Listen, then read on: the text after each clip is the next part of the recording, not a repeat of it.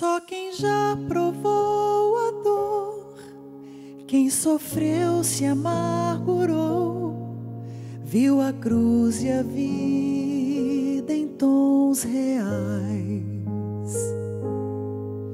Quem no certo procurou, mas no errado se perdeu, precisou saber recomeçar.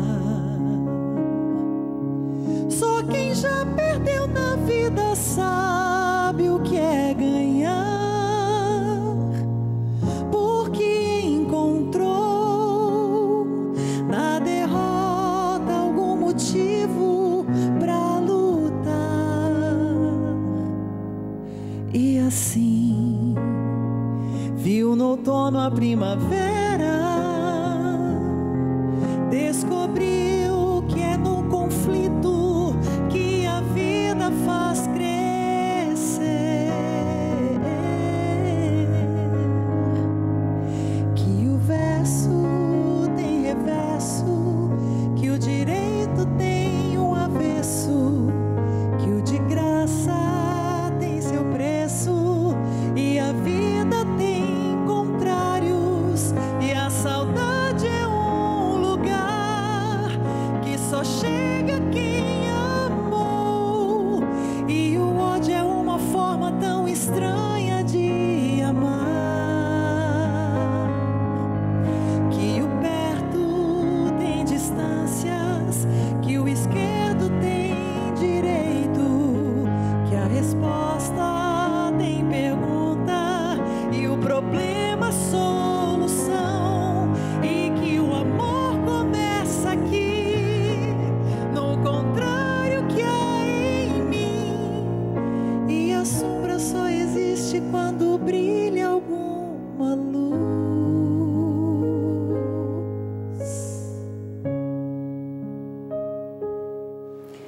A beleza está nos olhos de quem vê. Assim como muitas vezes a maldade que enxergamos está apenas em olhos. E o mundo que você enxerga? Não sei. Mas principalmente o que você quer enxergar e o que você quer fazer com o que você enxerga. É uma poesia do Augusto Branco. E é com ele que nós começamos no programa de hoje. Entretantos, pela sua TV Evangelizar, mais uma vez entrando na sua casa. O meu convidado de hoje é formado em Medicina pela Universidade Federal do Paraná e nos contará sobre os avanços tecnológicos da cirurgia plástica. Bem-vindo, Dr. Sérgio Camara Lopes Júnior. Muito obrigado, é um prazer estar aqui, Carla. Fico muito feliz pelo convite. E vamos conversar um pouquinho sobre cirurgia plástica, né? Vamos, um assunto tão recente e é que as pessoas têm tanta curiosidade para saber. Com certeza, muita curiosidade. Quais são os avanços hoje tecnológicos da cirurgia plástica? A cirurgia plástica ela tem evoluído muito nos últimos anos, né? Graças ao bom Deus também com a associação da tecnologia. Então nós temos grandes avanços técnicos, né? Com estudos recentes em diversas técnicas, em diversas partes, setorializações do corpo humano, bem como a associação de procedimentos com tecnologia, como a videoendoscopia, procedimentos minimamente invasivos, que a cada vez tem sido agregado mais ao nosso rol aí de procedimentos. Não é só o universo feminino, né? Não, cada dia mais, nos últimos anos, os homens têm se despertado também para a cirurgia plástica e para os procedimentos que ela pode trazer para eles. Quais os procedimentos mais procurados hoje? No caso da mulher, elas procuram bastante lipoaspiração. Varia muito com a idade, sabe, Carla? Então, as pacientes mais jovens procuram muito lipoaspiração e cirurgia de aumento mamário, né, a prótese de mama. As pacientes já pós-gestação, elas procuram também a lipoaspiração com aumento da mama, mas muitas vezes as cirurgias de mastopexia e abdominoplastia. E já as pacientes com um grau maior de maturidade já procuram bastante cirurgias faciais, né? As jovens procuram rinoplastia, mas se eu tivesse que escolher dois ali, eu diria prótese de mama e lipoaspiração. Entendi. E quais são os riscos dessas cirurgias? Todo procedimento cirúrgico, ele tem um risco cirúrgico, né? Como qualquer tipo de atividade, existe o seu risco. Graças ao bom Deus, esses riscos têm sido minimizados cada vez mais com os avanços da medicina moderna, né?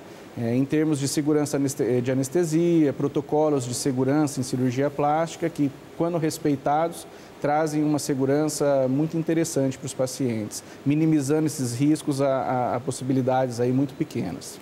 Existe uma diferença entre lipoaspiração e lipoescultura? A diferença ela é muito sutil, né? Eu diria para você que, digamos, tecnicamente, a lipoaspiração seria a arte de sugar o corpo. Nela você já estaria, de certa forma, esculpindo, né? O fato é que, em algumas circunstâncias, você pode manobrar essas gordurinhas do corpo. Você retira de um lado, coloca em outras regiões, e isso nós poderíamos considerar como a lipoescultura. Ah, entendi. E no teu consultório, assim, a procura por essas cirurgias é maior mesmo de mulheres? Assim, hoje o homem está procurando, como o senhor colocou, um pouco mais esses procedimentos, mas a maioria é mulher ainda que procura. Em casos estéticos, realmente, o público feminino ainda predomina. Mas eu diria para você que de 5%, digamos, há 10 anos atrás que nós tínhamos no nosso consultório, hoje o público masculino já está em torno de 30%. Já é bastante coisa. Já é bastante coisa. Bastante coisa. Existe, por exemplo, uma indicação a um acompanhamento psicológico quando uma pessoa pretende ou quer mudar algo do corpo dela? Existem circunstâncias em que a assessoria de um psicólogo e às vezes até de um psiquiatra é bastante interessante, né? Existem algumas patologias, como uma delas que nós consideramos o dismorfismo, né? Ele está muito associado a uma expectativa errada ou uma autoimagem muito errada que o paciente tem sobre ele mesmo, né? Então, isso gera uma expectativa patológica sobre o procedimento, em que nós realmente necessitamos a orientação de um psiquiatra, de um psicólogo para esses pacientes. Unir essa expectativa com possibilidades sempre traz uma situação interessante dessa comunhão entre a cirurgia plástica e a psicologia. Entendeu? Acho que muitas vezes esse caminho, né, que as pessoas procuram fazer é interessante não só no caso das cirurgias de mudança do físico, né, que a pessoa mas ela se vê diferente, né, ou ela quer se ver diferente. Sim. Então essa limitação que muitas vezes você deve encontrar no teu consultório também, né, que muita gente procura. E tem gente, hoje você analisa que tem pessoas que exageram na busca. Existem muitos exageros já na cirurgia plástica, né, e é para isso que o profissional ele tem que estar preparado para diagnosticar, né, observar esses exageros e conseguir fazer a orientação em determinadas circunstâncias até barrar o procedimento, né, pelo bem do próprio paciente, né. Eu acho que o paciente, ele muitas vezes também não sabe até onde pode chegar aquele desejo dele, né, ele não entende o benefício ou o malefício que ele está fazendo para ele com o desejo dele. Então, nessas circunstâncias, nós estamos ali como médicos para poder ajudar esse paciente também em determinadas circunstâncias, ter profissionais auxiliares da psicologia, da própria psiquiatria, para poder nos auxiliar com relação a isso. Em primeiro lugar, o cuidado, né? O médico primeiro é o cuidador, né, principal. Sim. Quero agradecer a sua audiência, porque a gente tem alcançado, graças a Deus, o seu coração, o seu lar. E, entretanto, está aqui para falar para você o seguinte: seja qual for o tema, mande a sua sugestão. Mande para o meu Facebook pessoal, que é o Carla Fioravante, ou também na minha página. Eu vou ler com carinho e vou trazer para o programa Entretantos. Também quero dizer para você que eu recebi um presente muito legal aqui, quero compartilhar com vocês. Recebi Clarice Lispector, A Hora da Estrela. Eu recebi esse presente da Marília. Quero agradecer você aqui, em rede nacional, pelo presente. É quase rede nacional, é através do seu aplicativo, através da internet. É só clicar no aplicativo da TV Evangelizar, que você pode alcançar aí muitas pessoas. E também aqui para essa região de Curitiba nós estamos chegando através da TV Evangelizar, porque evangelizar é preciso. Existe uma interação do senhor com essas redes sociais hoje? Existe muita pergunta das pessoas, muita curiosidade em relação a esse mundo da cirurgia? Não só existe, como cada vez mais tem aumentado, né, essa interação entre os profissionais e o seu público, né? Então, cada dia mais aí nós estamos 24 horas quase com os nossos pacientes. É porque tem que dar esse apoio, né? A pessoa fica muito insegura, né? Com certeza, é rede social, é o WhatsApp, né? Esse acesso está muito estreito hoje, né? E isso é interessante. O senhor também faz o transplante capilar, não é? Isso mesmo, uma cirurgia que a gente gosta bastante. Explica um pouquinho para a gente como que funciona esse procedimento. O procedimento do transplante capilar, ele visa fazer uma restauração da região do couro cabeludo, né? Restaurar o cabelo do paciente. E não só isso, como tentar evitar a progressão da queda, né? Então, a gente faz uma associação entre o tratamento cirúrgico e o tratamento clínico. Existem algumas técnicas que são tradicionais, como a técnica da faixa capilar, em que é retirada uma faixa da região posterior do couro cabeludo, e esse cabelo é processado em microscópios e reintroduzido nas regiões onde nós gostaríamos de fazer essa restauração. Uma técnica mais atual hoje, eu diria para você, que evoluiu muito, é uma técnica que tem o nome de FUE. Essa técnica é retirada com aparelhos microscópicos quase ali, fio a fio, os folículos capilares, né? E esses são reintroduzidos. A grande vantagem hoje que eu vejo nessa técnica é a não confecção daquela cicatriz na região posterior do couro cabeludo em fita, né? Aquela cicatriz em faixa, que muitas vezes o paciente, por medo, por de repente ver algum colega não gostar, acabava fugindo do procedimento cirúrgico, né? Hoje ela tem evoluído cada vez mais, os resultados cada vez mais têm saído de forma bastante natural e isso traz bastante satisfação para os nossos pacientes. Esse é um público mais masculino, né? Já o público da calvície, né? É um público mais masculino, mas cada vez mais também nessas circunstâncias tem aumentado o público feminino, né? Cada vez mais as mulheres têm procurado tanto por queda capilar quanto por avanços já em calvícies femininas, né? Que tem se tornado cada vez mais frequente ou melhor diagnosticado nos tempos atuais. Olha só, você que não conhecia, existe o transplante capilar. O Dr. Sérgio está aqui para informar para você. E a gente volta daqui a pouquinho no nosso próximo bloco, continuando esse assunto, muito mais sobre cirurgia plástica, sobre as tecnologias, os avanços da cirurgia. Para você do universo feminino e você homem que está começando aí a ficar instigado com esse assunto. Daqui a pouquinho a gente volta.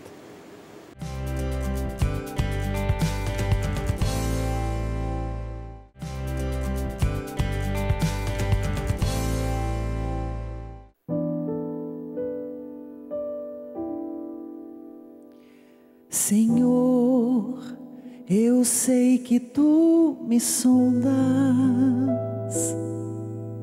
sei também que me conheces. Se me assento ou me levanto,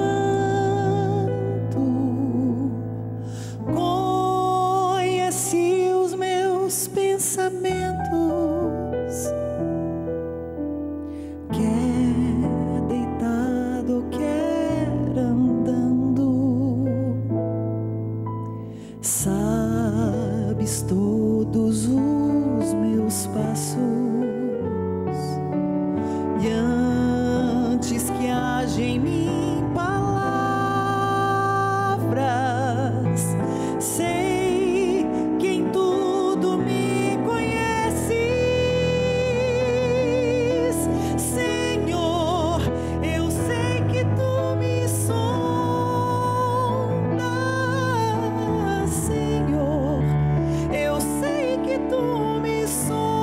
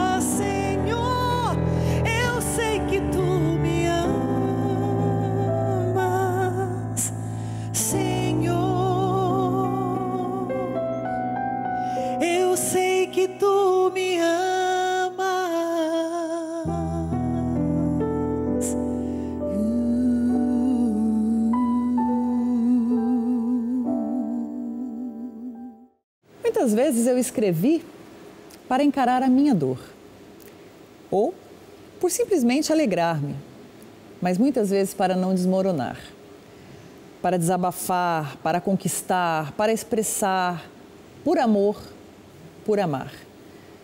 Para alcançar você, para abraçar você e para te acalentar, eu uso de palavras. Nos meus entretantos, eu escrevo por um dom, seja côncavo ou convexo. Há um poema, há uma ponte. Eu sou a ponte, eu sou um poeta. Eu não sei muito bem quem eu alcanço e até onde a minha literatura vai. Às vezes quem escreve se despe. Eu tive a ousadia de me despir. Não estou preferindo que você me aceite ou esperando que você me aceite. Perfeição não existe. A gente busca caminhar no limite, naquilo que para mim eu alcanço através do seu olhar, daquilo que para mim, entretanto, faz sentido. Se as palavras fizeram sentido para você, eu já alcancei. Eu já alcancei muito mais. E é por isso que eu estou aqui. Porque alguém acreditou em mim. E é por isso que você está aí, porque você acredita nesse projeto da TV Evangelizar. Evangelizando, sendo um associado e todos os dias contribuindo para que essa obra continue. Nós acreditamos que Deus chega através da poesia, chega através da música, chega através da informação. E o programa Entretantos é isso para você. Por isso, muito obrigada por mais uma vez me receber na sua casa. E hoje a entrevista é com o Dr. Sérgio, que está falando sobre os avanços tecnológicos da cirurgia plástica.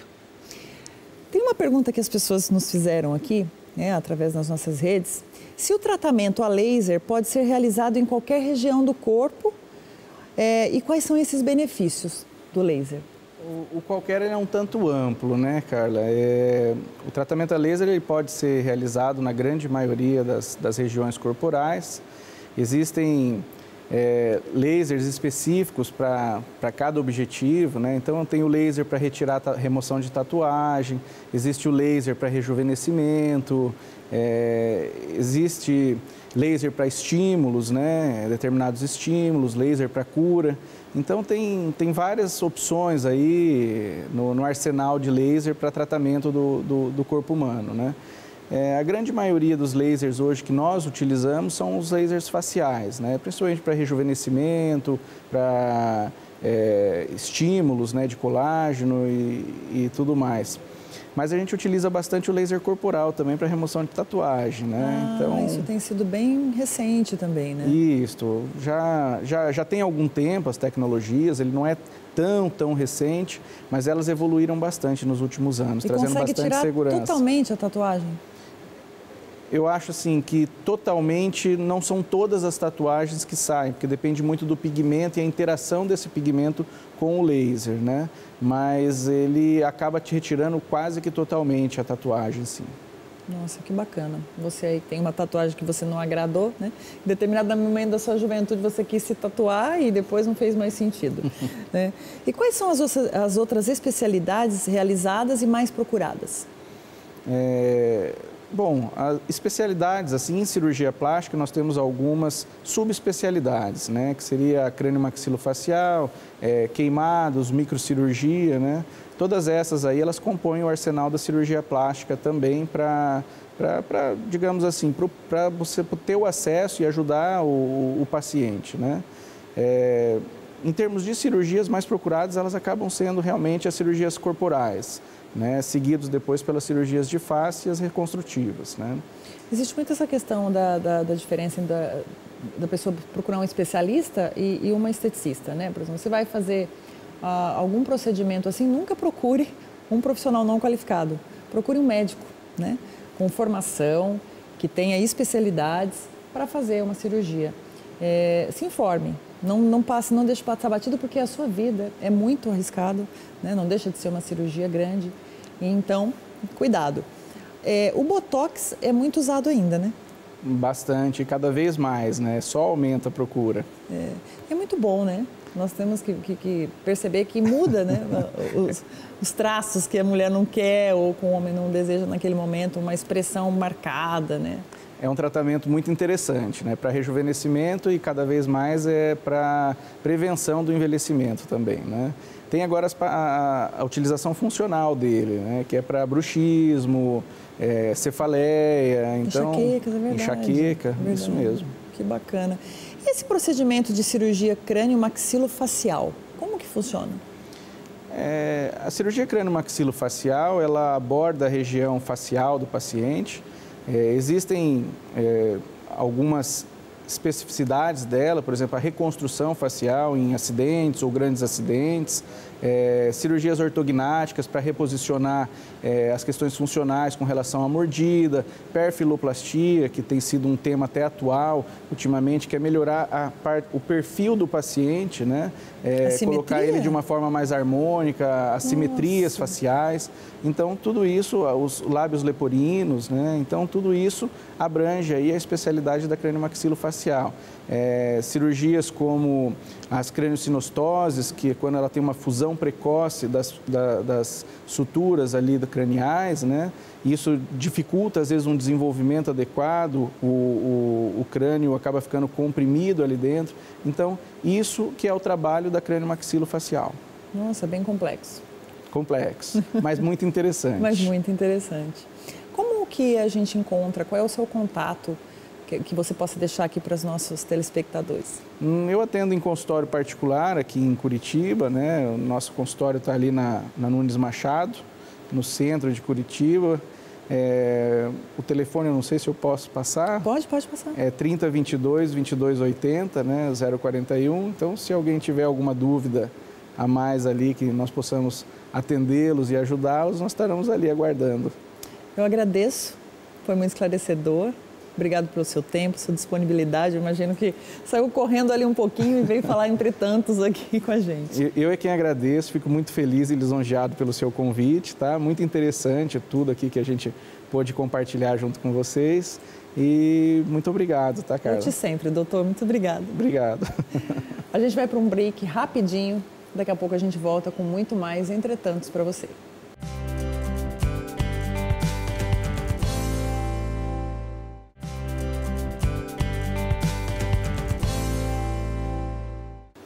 Entretantos de volta, e hoje eu vou conversar com o Dr. Sérgio Lima sobre um assunto muito pedido por você que nos assiste.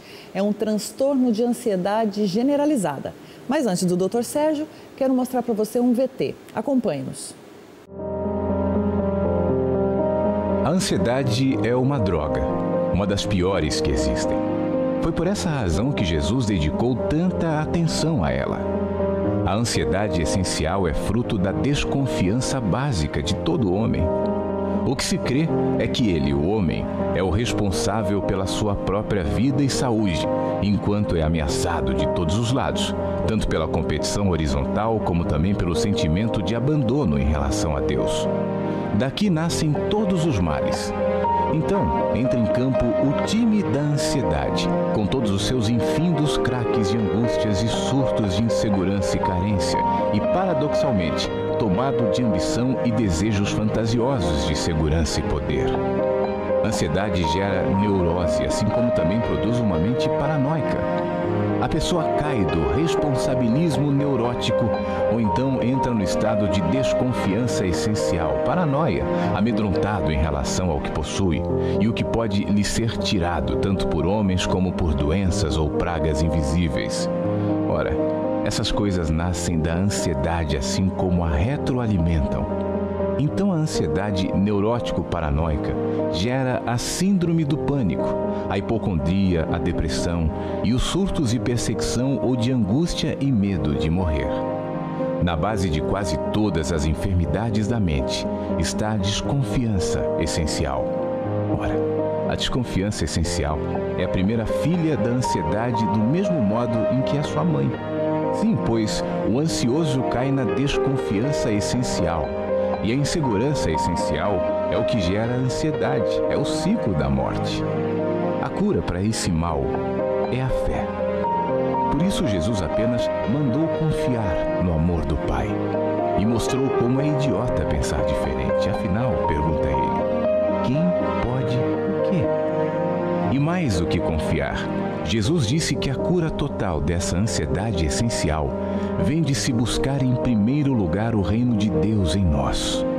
O reino de Deus em nós. O reino de Deus em nós é construído do material da confiança que o coração possua quanto ao amor de Deus por nós. O reino cresce com amor. Ele só se dilata em nós pelo amor e pela confiança no amor de Deus. Quem crê que é amado pelo amado, esse anda sem ansiedade. Ora, isso muda até mesmo a configuração de nosso cérebro, de suas produções químicas. Muda tudo. Você quer? Jesus diria: vem e vê. Afinal, esse cardápio não é para ser conhecido, é para ser comido como vida, pela fé. Doutor Sérgio, a gente vê como o transtorno de ansiedade perturba as pessoas, não é? Bem-vindo mais uma vez ao Entretantos. Obrigado, Carla, pelo convite. E falar desse tema é bem complicado, porque parece que todo mundo tem um pouquinho de ansiedade, né? Pois é, existe, né, na nossa sociedade atual, né, assim, uma coisa de uma velocidade muito grande. A tecnologia está trazendo muito isso, né? Tem um teórico, né, o Bauman, que ele diz que a gente está vivendo um mundo líquido, assim, de amores líquidos, de relações líquidas. E eu acredito que isso está causando muita ansiedade mesmo, né? E os transtornos de ansiedade generalizada, que é o que a gente vai conversar aqui hoje, que é o transtorno vulgarmente chamado TAG, né? É um quadro muito grave, né? Na área da psiquiatria, porque a pessoa ela vive em completo infortúnio, assim. Ela passa o dia inteiro, né, muitas vezes, ansiosa, e não consegue imaginar que isso tem tratamento, tem cura, né? O objetivo da gente aqui conversar sobre isso é exatamente isso, tentar amenizar esse sofrimento, né? Porque muitas pessoas acham que viver assim, como é uma coisa meio processual, leva um tempo para se instalar, é uma coisa normal, quando não é. A pessoa que vive, por exemplo, num transtorno de ansiedade generalizada, ela não vive o presente, ela vive o tempo todo no futuro. Ou o passado, também é bem comum. Tem meio no passado também. Então, e é por isso que algumas técnicas, né, de meditação têm sido muito usadas, o yoga, né, a acupuntura, porque é uma tentativa de fazer o sujeito focar no momento do agora, né? Nem é o passado, nem é o ontem, nem é o amanhã, é o hoje. Tentar você se manter, vamos dizer assim, com essa atenção plena no momento do agora que você está vivendo, né? Que para o ansioso isso é extremamente difícil, né? Então, muitas vezes a gente lança mão de medicações para dar um pouco essa amenizada, sugere psicoterapia, porque muitas vezes isso tem a ver com aspectos emocionais, de como foi criado, de como se desenvolveu, ou mesmo de alguns comportamentos que a pessoa vai desenvolvendo e que a psicoterapia, seja ela cognitivo-comportamental, ou seja analítica, ela interpessoal, ela vai trabalhar muito isso, né? A pessoa conseguir deixar de ficar pensando no passado ou no futuro e ficar no momento do agora. Quais são os sintomas do TAG? Então, é um mal-estar, né, mantido, que muitas vezes pode dar taquicardia, sudorese das extremidades ou axilar, né? E algumas pessoas têm até couro cabeludo que pode, né, apresentar sudorese. E uma ansiedade de que algo vai acontecer, uma sensação de que algo muito ruim vai acontecer, né? É algo muito trágico, né? E essa ansiedade, essa antecipação torna a pessoa extremamente incapaz de ter interações comuns, né? Por exemplo, você está conversando com alguém no seu trabalho, né? A pessoa tem que estar mantendo a atenção àquilo que você está falando, né? Se ela está muito ansiosa, ela não vai conseguir prestar atenção e aí você vai ter que ficar repetindo as coisas que você acabou de falar, né? Então, isso causa uma angústia muito grande nas pessoas que convivem com o ansioso generalizado, né? E existe um tratamento específico para a ansiedade generalizada? Então, tem algumas medicações que a gente lança a mão que ajudam a controlar, né, essa ansiedade generalizada, assim. Mas muitos dos tratamentos são esses que eu comentei há pouco, né? Assim, a pessoa psicoterapia, né? Que tem já mais tempo sendo usada como uma forma de tratamento, mas algumas técnicas de meditação, né? Essas práticas orientais, como a gente tem chamado lá na nossa clínica Espátio, né? Que ajudam a pessoa a se centrar nela mesma, né? Se autoconhecer. Quer dizer, qualquer prática de autoconhecimento, né? Pode ajudar nisso aí. Né? Nossa, então. E a pessoa fica muito inquieta. Extremamente inquieta, não consegue ficar no mesmo lugar. Tem um paciente que não conseguia ficar na sala de espera aguardando 5 minutos. Né? Sim. E isso, né, pela própria definição, torna a pessoa com muita dificuldade de otimizar uma vida normal, né? Sim, então, tem pessoas que acabam se ausentando da vida, né? Não convive mais com os amigos, não vai a festas, não se relaciona e vai se isolando cada vez mais, né? Não, e se vai, já pensa na hora de ir embora, já não fica tranquilo no momento, só pensa em chegar a um lugar e chega a um lugar e não está bom e vai mudando. Não está bom e quer ir embora, exato. O tempo todo isso. Então vai ter uma festa de comemoração de Natal, já está preocupada que quem que vai estar lá, quem que vai ser. Essa ansiedade generalizada vai contaminando a família e vai às vezes tornando uma coisa que poderia ser uma coisa bacana, legal, encontrar a família, num transtorno, né? Numa situação muito difícil de estar, né? É multifatorial, por exemplo, vem de aspectos genéticos, por exemplo, a avó é ansiosa, a mãe é ansiosa, a pessoa acaba sendo ansiosa. Ou é multifatorial, por exemplo, de ambiente, de um estresse no trabalho, de um término de relação, pode desencadear, são multifatores? É multifatorial, como quase todos os transtornos psiquiátricos em geral, né? Assim, não existe uma única causa para isso, né? Mas é isso que eu comentei aqui no começo, né? É uma coisa importante assim, da gente pensar. Quer dizer, em cidades que é cobrado performance o tempo inteiro, você tem que estar bem, que você tem que estar, né? Você tem que fazer várias coisas ao mesmo tempo, né? Quer dizer, profissões e determinados papéis que o sujeito exerce na sociedade que demandam muito, eles são propensos a gerar quadros ansiosos, né? Disparar quadros ansiosos. Mas é óbvio que isso que você falou também é importante, quer dizer, se tem uma propensão genética, né, de aparecimento desse quadro, é bem provável que a pessoa vá manifestar esse tipo de situação, né?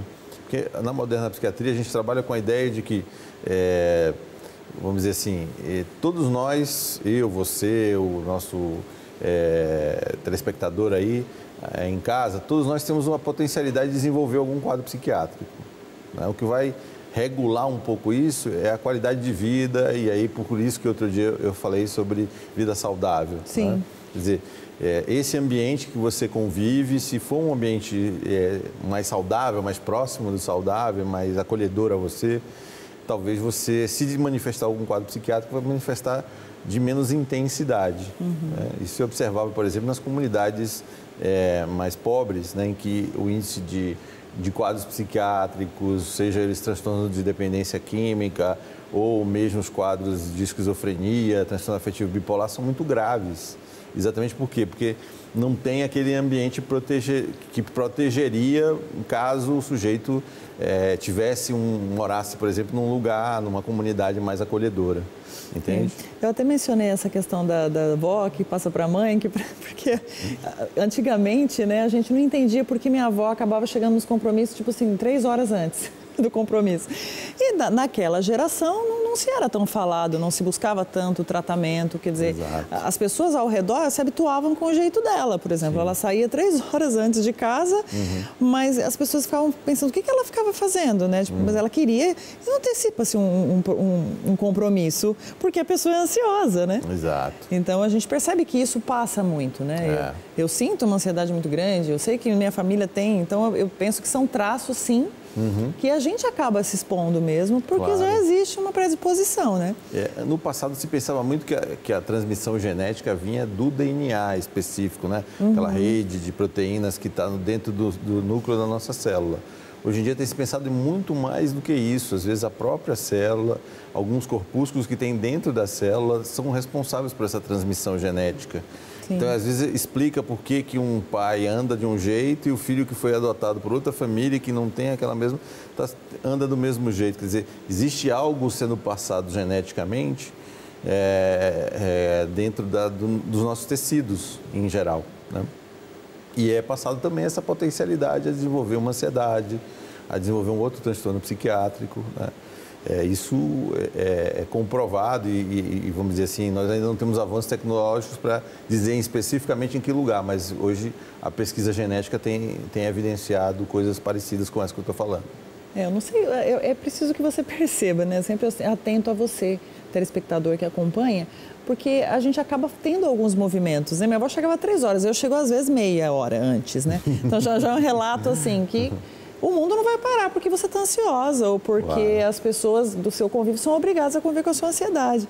Então, existem maneiras, formas, jeitos de se buscar viver uma vida um pouco mais equilibrada. Claro que existe uma exigência muito grande de trabalho, afetivo, você acaba se autoexigindo muito para conseguir acompanhar o movimento da sociedade e por exemplo, se mora-se numa cidade muito grande, como Curitiba, São Paulo, parece que tudo leva você a chegar antes, porque senão você vai perder horário, então isso acaba acumulando ansiedades, né? Exato. E algo que também é interessante a gente falar, além do TAG, né, que é a generalizada, que ela mencionou no VT, é essa questão do pânico, né? Que tem sido muito falado. Né? A síndrome do pânico é um tipo de transtorno de ansiedade, Sim. em que você tem uma crise evidente, né? Em que ela tem uma taquicardia, uma sensação de iminência de morte, e essa sudorese ela pode aparecer nesse momento, né? Mas o que acontece? Muitas vezes a pessoa começa com o pânico e depois começa a desenvolver o transtorno de ansiedade generalizada. Ou às vezes o contrário, ela tem um transtorno de ansiedade generalizada e depois migra para o pânico. Isso não é incomum, principalmente se a pessoa não faz tratamento, né? Fazendo o tratamento, tantas as duas apresentações elas são controláveis, né? Mas o VT tem aí toda uma questão, vamos dizer assim, do pensamento religioso, né, como uma forma de tratamento, né, para isso, mas não tem só isso, né? Assim, acho que a religião pode ser uma forma de autocentramento da pessoa, de autoconhecimento, mas existem outras práticas que não necessariamente só a religião, que podem fazer esse percurso de autocentramento e a pessoa se autoconhecer e ficar mais tranquila, né? Para que ela consiga, sei lá, isso pode ser fazendo música, por exemplo, né? Tocando uma música, ela se tranquiliza. Compondo, compondo, arte, né?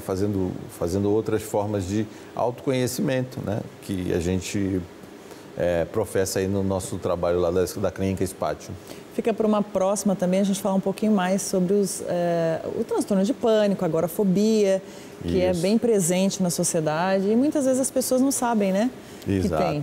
Às vezes está sentindo tudo aquilo, é uma angústia absurda, começa a conviver com aquilo ou se automedica, não procura ajuda médica, enfim, né? Mas apesar de existir isso muito nas grandes cidades, é importante dizer que mesmo pessoas que moram no campo ou moram numa cidade do interior que não tem tanto estresse ambiental podem desenvolver o quadro de ansiedade, às vezes ansiedades graves e às vezes difícil de buscar ajuda porque está nesse local, né? E aí ficou a sua mensagem aí de mandar para o Facebook seu ou para a TV Evangelizar perguntas e formas de auxílio que a gente pode ajudar essas pessoas. Com certeza. Mais uma vez, obrigada, Sérgio. Eu que agradeço você, a TV Evangelizar. Eu fico aqui mais uma vez agradecendo você por nos acompanhar toda semana. Eu dedico essa música a você como uma forma de calma, de tranquilidade, um caminho para a sua própria fé. Um beijo e até semana que vem.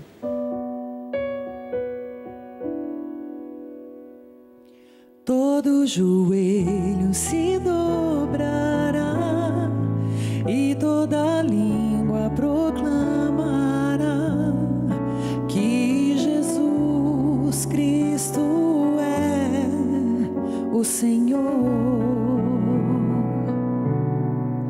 Todo joelho se dobrará e toda língua proclamará que Jesus Cristo